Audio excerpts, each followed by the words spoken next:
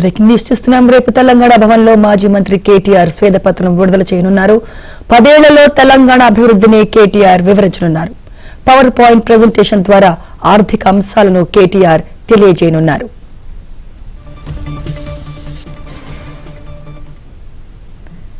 దీనిపై అప్డేట్స్ మా Telangana bureau incharge Naveen అందిస్తారు. నవీన్.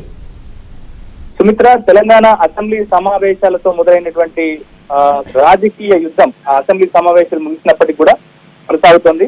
సో తెలంగాణ రాష్ట్రంలో ముఖ్యంగా ఇటు కాంగ్రెస్ పార్టీ అధికారంలోకి వచ్చిన తర్వాత ముఖ్యమంత్రిగా రేవంత్ రెడ్డి పదవి స్వీకారం చేసిన తర్వాత నిర్వహించినటువంటి తొలి అసెంబ్లీ సమావేశాల్లో సో గడిచిన 9.5 ఏళ్ల కేసీఆర్ ప్రభుత్వ వైఫల్యాలు, సో కేసీఆర్ సర్కార్ చేసినటువంటి అప్పులు, సో అవకతవకలు అన్నిటి మీద కూడా గడిచిన అసెంబ్లీ సమావేశాల్లో దాదాపుగా 6 రోజుల పాటు సాగినటువంటి అసెంబ్లీ సమావేశాల్లో ఒక శ్వేత పత్రాల రూపంలో ఇటు గడిచిన ప్రభుత్వం మీద, ఇటు గడిచిన ప్రభుత్వం చేసినటువంటి పొరపాట్ల మీద, అవకతవకల మీద ఇటు అధికార పార్టీ కాంగ్రెస్ అసెంబ్లీ వేదికగా దాడి చేసింది.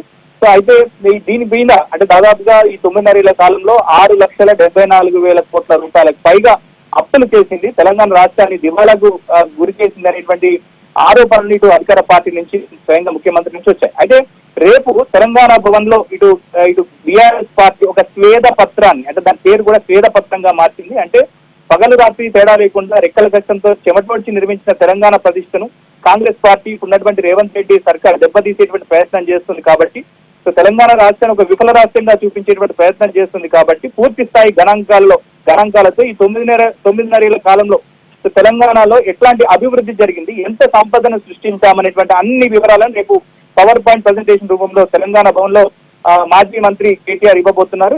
ఈ పవర్ పాయింట్ ప్రెజెంటేషన్ కి బీఆర్ఎస్ పార్టీ తరఫున ఎన్నికైనటువంటి అందరు ఎమ్మెల్యేలు, అలానే గడిచిన ప్రభుత్వంలో మంత్రులుగా పనిచేసిన వాళ్ళందరినీ కూడా ఆహ్వానించారు.